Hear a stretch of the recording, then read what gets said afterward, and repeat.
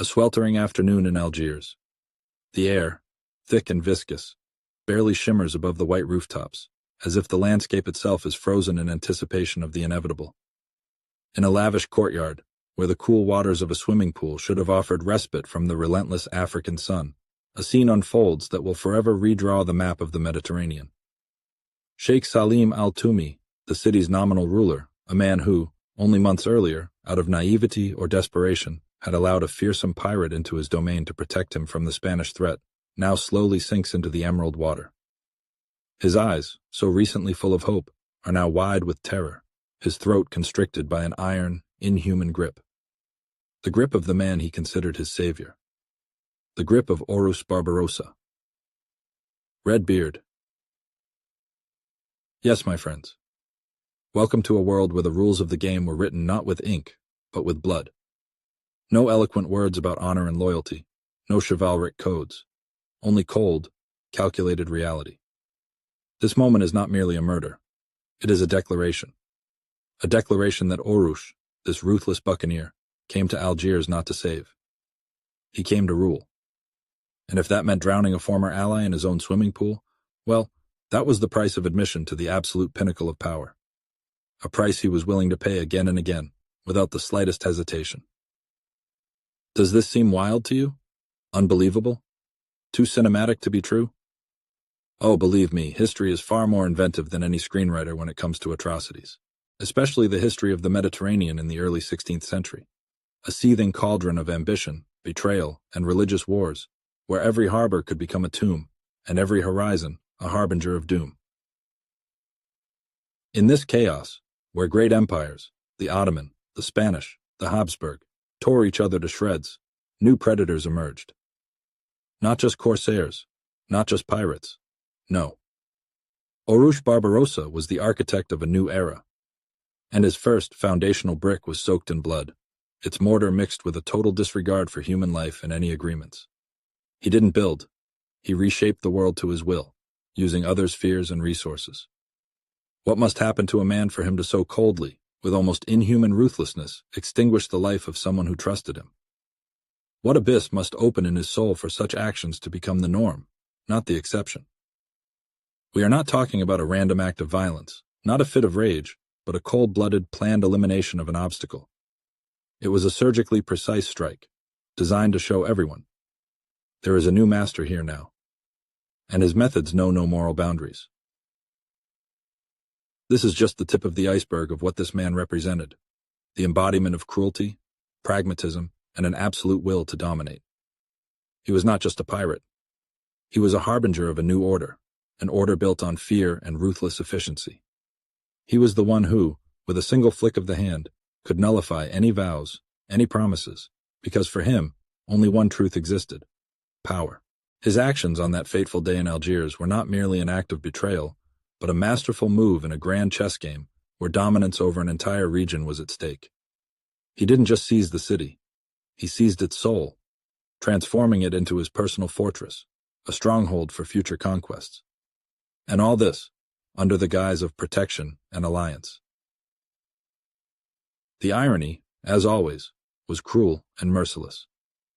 Sheikh Salim, seeking salvation from one threat, Spanish expansion, unwittingly brought upon himself a far deadlier one, because it was cloaked in the guise of a savior.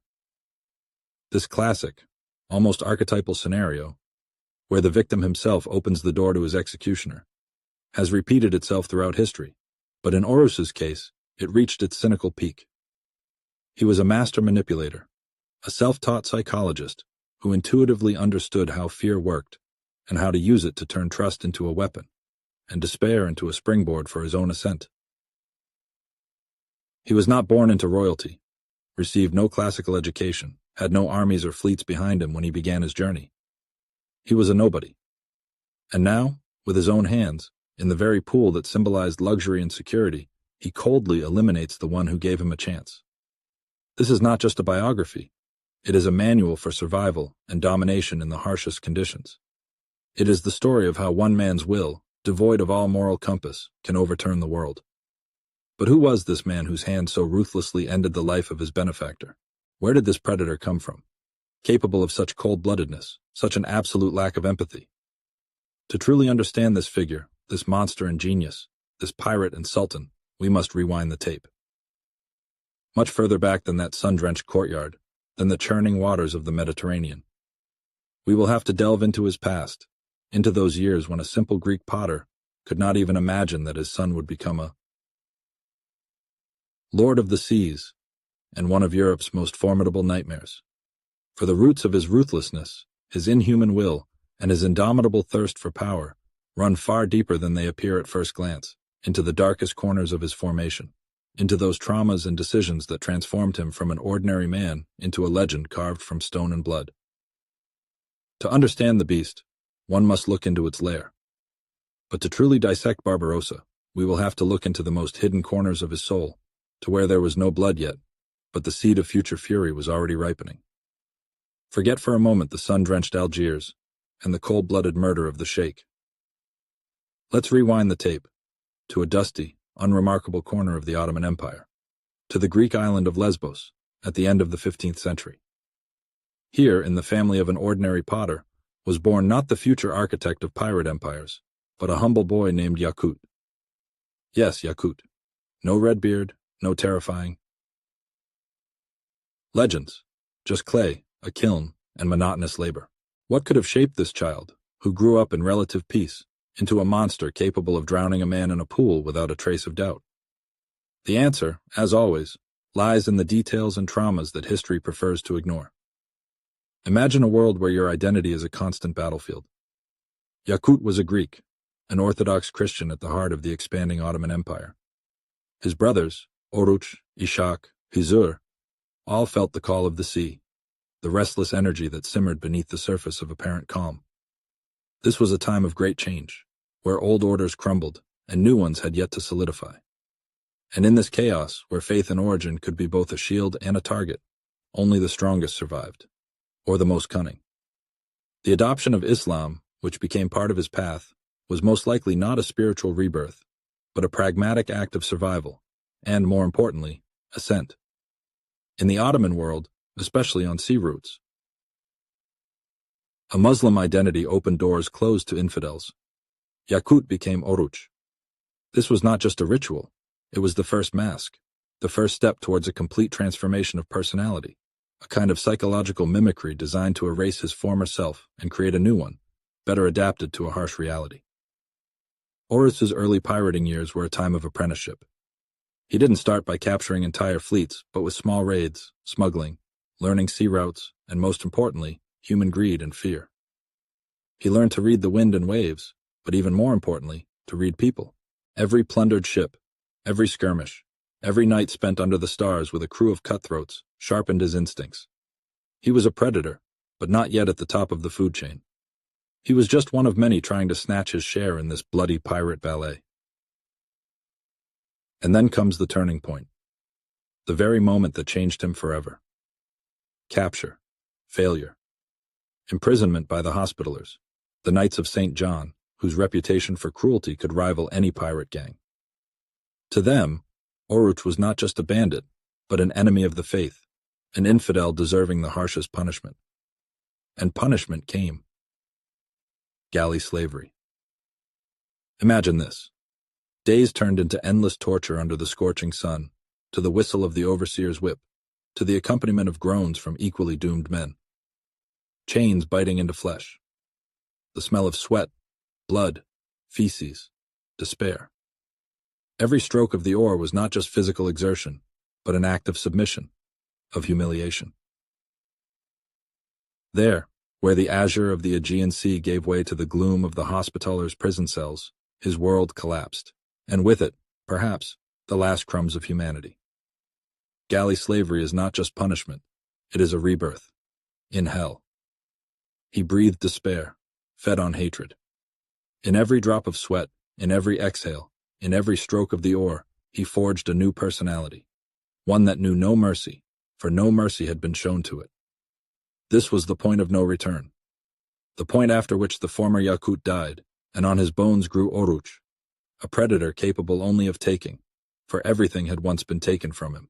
Humiliation, loss of freedom, pain.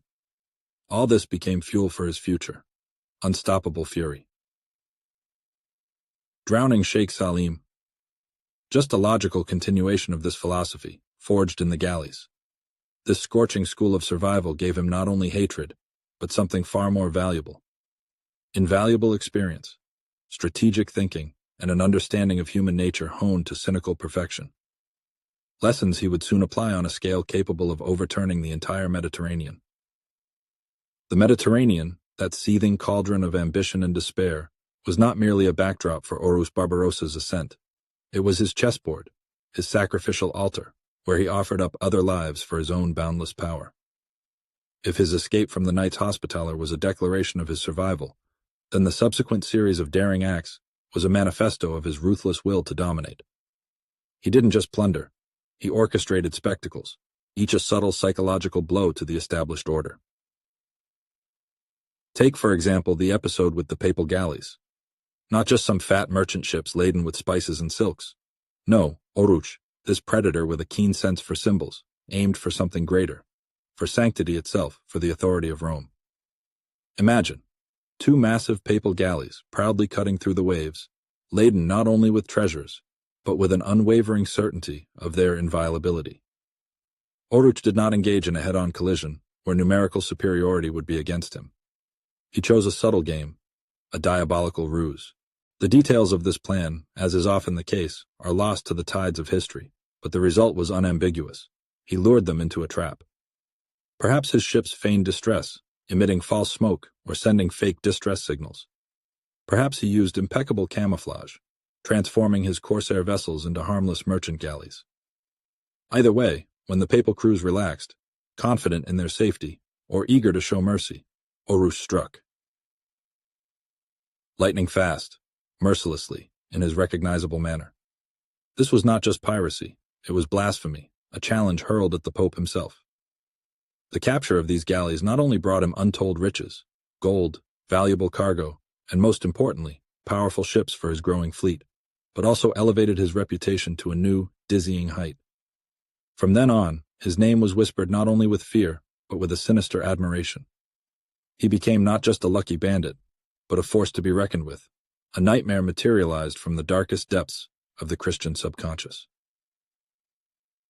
But Aruj, as a true strategist, understood that mere audacity was not enough. He needed a base, a stronghold from which to plan new raids and consolidate power. And here the Emir of Tunis, a Hafsid ruler who, like many in that turbulent century, desperately needed a strong hand, enters the scene. The Emir was caught between aggressive Spaniards and internal strife, and Aruj, this walking apocalypse, seemed the lesser evil to him. Well, the Emir quickly realized that he had invited not a guard dog into his home, but a hungry wolf.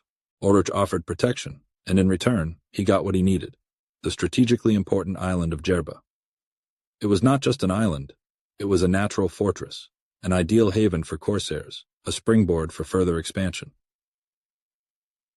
From Djerba, Aruj began to expand his operational zone, turning the Mediterranean into his personal hunting ground, and of course not forgetting those who had left scars on his body, the Spanish. Every captured Spanish ship, every ravaged coast was an act of personal revenge, a bloody retribution for years of humiliation and torture. His fleet grew, his fame resounded, and he was no longer just surviving. He was thriving, transforming others' pain into his own strength. The culmination of this ascent, the apotheosis of his ruthless genius, was the capture of Algiers. Sheikh Salim al-Tumi, the city's nominal ruler, cornered by the Spanish threat, made a fatal mistake. He invited Aruj and his fleet for protection. Oh, the naivety of politicians who believe they can control a force of nature. Aruj arrived not as an ally, but as a conqueror who skillfully played on fears and weaknesses. He did not storm the city walls. He destroyed them from within, gradually subduing the local Turk. Nobility, building his network of supporters, eliminating rivals. He was a spider weaving an invisible but deadly web of power. And then came the moment that forever cemented his reputation as a monster. When Algiers was fully in his hands, and the Spanish threat had been temporarily repelled, Sheikh Salim became a burden, a superfluous link in his chain of absolute power. And Aruj, without the slightest hesitation, did what he did best, coldly eliminated the obstacle. Drowning Salim in his own pool was not just a murder. It was a public statement, a theatrical performance designed to show everyone. In his world, there is no room for sentiment, no room for former patrons, no room for those who dare to stand in the way of his boundless power. At that moment, Aruj Barbarossa was at the peak of his power. He was not just a pirate, not just a corsair. He was a de facto sultan, the ruler of an entire region, the master of one of the most important ports in the Mediterranean. His strategic thinking, his ability to see opportunities where others saw only chaos, were undeniable. He transformed his ships into an instrument of political influence, his cruelty into a guarantee of loyalty. But it was at this peak, in the zenith of his bloody glory, that he began to make fatal mistakes. His boundless ambition, his absolute disregard for human life and any agreements, generated not only fear, but an insurmountable desire to destroy him. For everyone he deceived, everyone he betrayed, everyone he deprived of life, left a trail that inevitably led to the formation of new alliances, new enemies, and new, sometimes unexpected, allies whose motives were far more complex than mere opposition or support. Thus, Aruj Barbarossa, Red Beard, this charismatic butcher, was not a lone wolf in the sun-drenched Mediterranean of the early 16th century.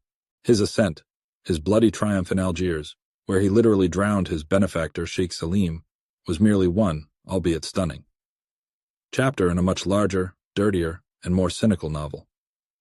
The Mediterranean in those years was not just about sea lanes and trade caravans. It was a giant, pulsating chessboard where every piece, be it a pirate, a pope, a sultan, or a king, was merely a tool in the hands of far more powerful, often invisible, forces. And Aruj, this indomitable barbarian, became a center of attraction, a magnet, drawing both allies of convenience and mortal enemies. Behind Aruj, in the shadow of his bloody glory, loomed not only the ghosts of his cruel past. There were also very real players. Take, for example, the Emir of Tunis. Initially, he granted Aruj the strategically important island of Djerba, perhaps seeing in him only a useful cutthroat capable of curbing Spanish expansion. A naive fool, wasn't he? Or a cunning player who tried to use a wild beast but miscalculated its appetite. Aruj was not just a vassal to him, but rather a living shield, and vanguard in the eternal game of the Ottoman Empire against the Christian world. And this brings us to the most important point: the mysterious, yet increasingly tangible shadow of Istanbul. The Ottoman Empire, that colossus, just then gaining full strength, closely watched every move on its western borders. Aruj, with his pirate flotilla and his ambitions, was transforming from a simple corsair into an unofficial agent of imperial interests.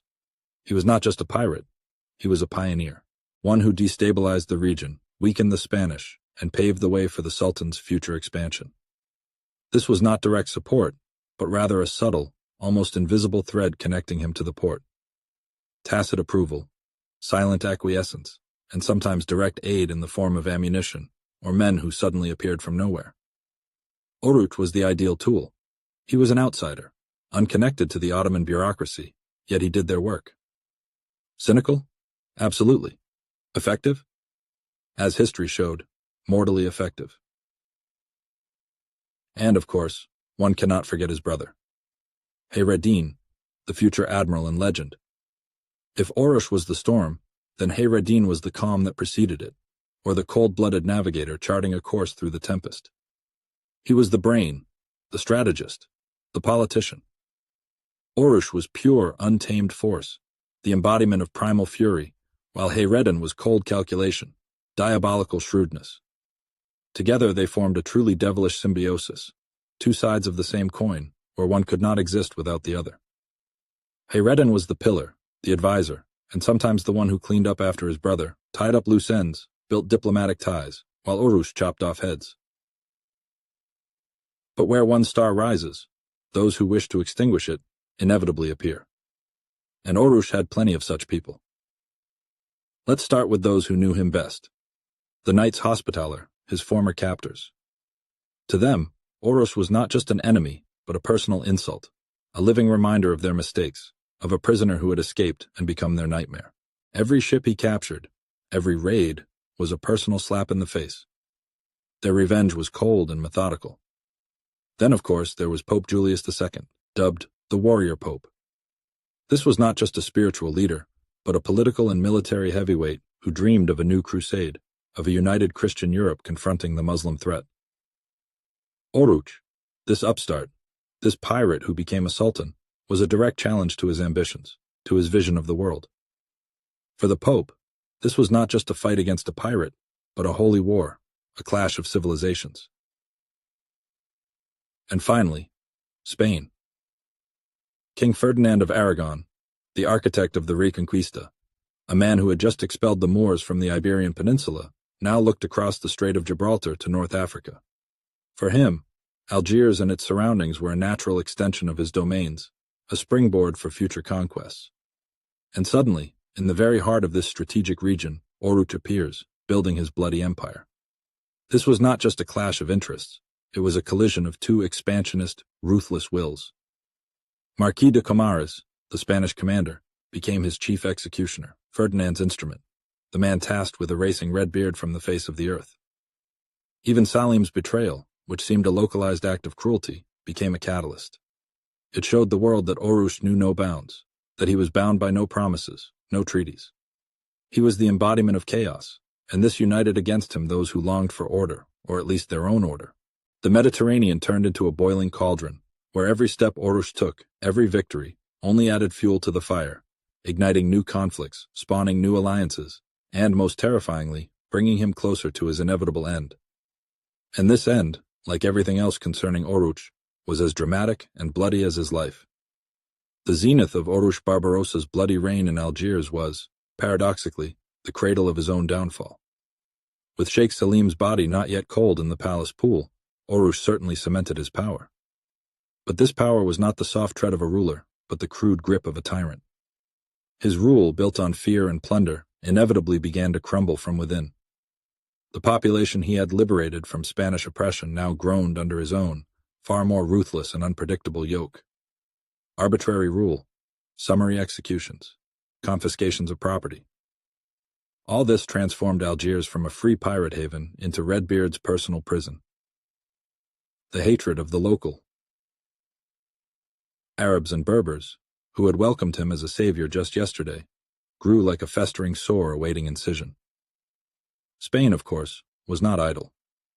King Ferdinand of Aragon, whose imperial ambitions extended far beyond Gibraltar, could not tolerate such an audacious pirate thorn in his side. Marquis de Comares, the governor of Oran, received an unequivocal order: wipe Barbarossa off the face of the earth. And so, in the spring of 1518, not just a punitive expedition, but a true armada loomed on the North African horizon. 10,000 Spanish soldiers, thousands of Arab mercenaries, 26 cannons. This was not a hunt for a corsair.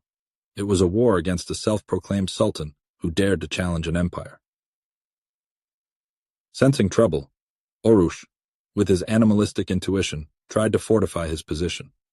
He captured Tlemcen, another strategically important city, but his despotism outpaced his military successes. After taking Tlemcen, he immediately killed its ruler, the local sheikh, and massacred his family. This was the final straw. The people of Tlemcen, unwilling to be the next victims, rebelled. De Comares seized this moment, like a predator scenting blood. The Spanish advanced on Tlemcen, and Aruj, trapped in the city, found himself cornered. What followed was one of the most dramatic episodes of his short but brilliant life, a retreat that turned into a desperate thriller. He was not a coward, but a pragmatist. Realizing that the battle for Tlemcen was lost, Aruj attempted a breakout. But how? Through an underground passage that, according to legend, led out of the city. Aruj, this predator who had spent his life accumulating wealth, now had to abandon it. Or did he? Legends say that to slow down his pursuers, he scattered gold coins along the road, like Dracula distracting a mob. Imagine the scene. Across the desolate land, under the scorching sun, Redbeard runs, and behind him, like hungry jackals, the Spanish chase, stumbling over scattered gold but not slowing their pace. This was not just a pursuit, it was a contest of wills, where not only his life, but his entire bloody empire was at stake. The chase continued for 20 days until the Spanish caught up with him on the banks of the Wadi al-Abed River.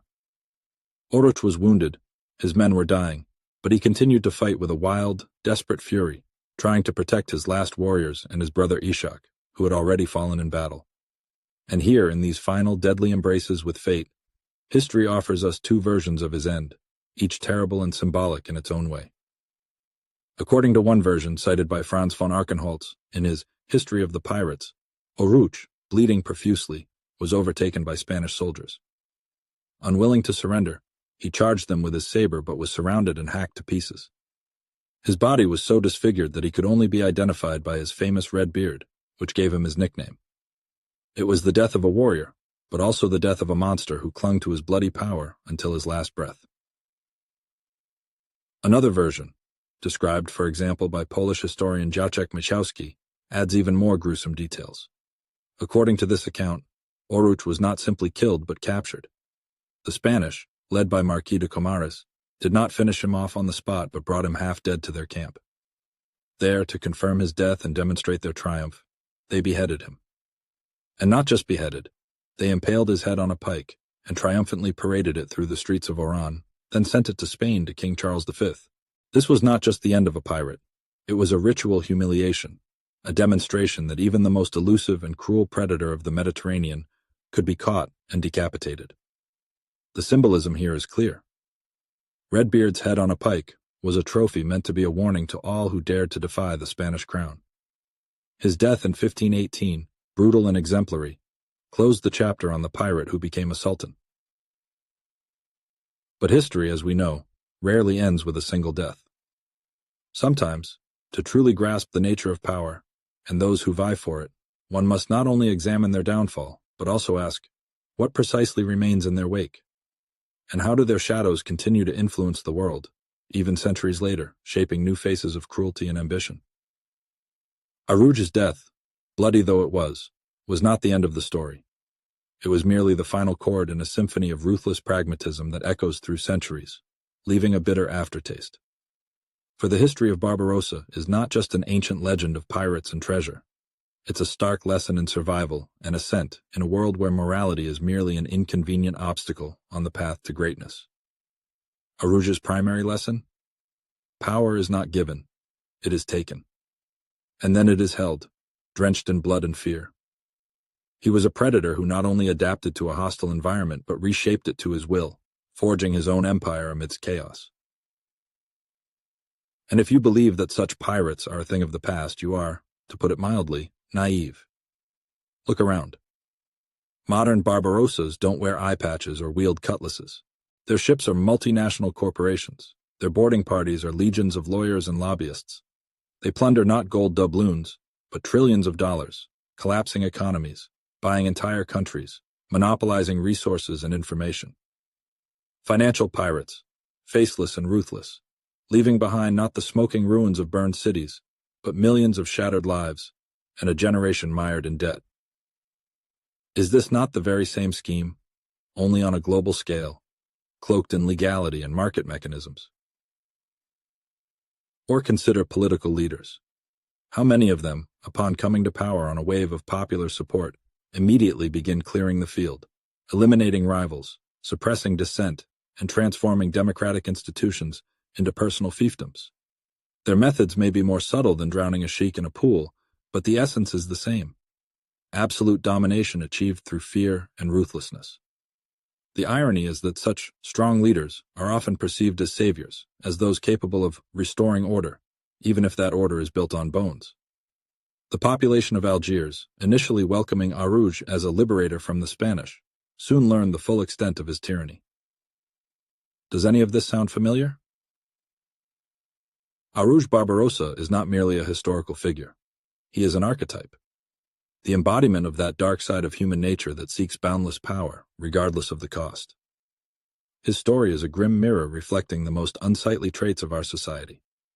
Ruthlessness, greed, and a willingness to step over others, these traits flourish in the 21st century, merely under different guises. And here arises the most disquieting question that Aruj, unwittingly, poses to each of us across the centuries. What truly drives a person when they are willing to sacrifice everything, morality, honor, the lives of others, for absolute power? Is it an insatiable thirst for recognition? A deep-seated trauma seeking compensation and dominance, Or does a small Barbarossa slumber within each of us, ready to awaken when circumstances become desperate enough and the reward sufficiently great? And if so, what awaits us when these circumstances converge? For behind every great empire, every colossal fortune, every name inscribed in history with bloody letters, lies someone's sacrifice. And the price the world pays for others' ambitions often proves to be exorbitantly high. But there is yet another Barbarossa whose shadow extends over the Mediterranean even longer than Aruj, one who transformed piracy into state policy and became the architect of a naval empire whose name still evokes awe.